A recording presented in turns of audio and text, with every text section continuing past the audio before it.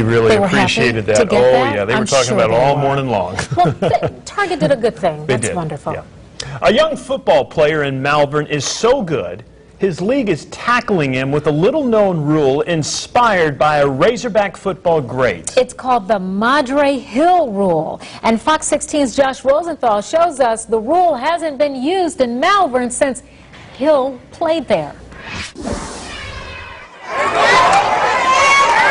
Malvern hasn't seen a football player like this for a long time. He's going to score almost every time he touches the ball. At the young age of 11 years old, Demias Jimerson reminds a lot of people of Razorback great Madre Hill. If you were looking at them, you would say they were very much similar. I mean, they both run really fast, good kids, run with the same style. Like Jimerson, Hill attended Wilson Intermediate School and dominated the football field so thoroughly, the league invoked what came to be known as the Madre Hill Rule. Once Hill scored 3 touchdowns, if his team had a 14-point lead, officials banned him from scoring any more touchdowns.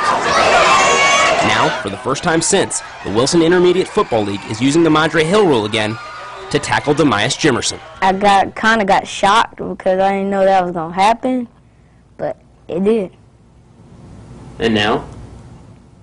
I'm okay with it. Principal Terry Bryant says the rule isn't meant to punish Jimerson. It's there to help the other 5th and 6th graders on the field develop as football players too. The other players on both teams, 21 are just left sort of, this is all Demias. So that's why the Madre Hill Rule has been implemented. But the Madre Hill Rule is only for 5th and 6th grades. Next year, Jimerson goes to 7th. I run hard and bring our team to victory. But God always comes first for anything, and grade second. God, grades, then touchdowns.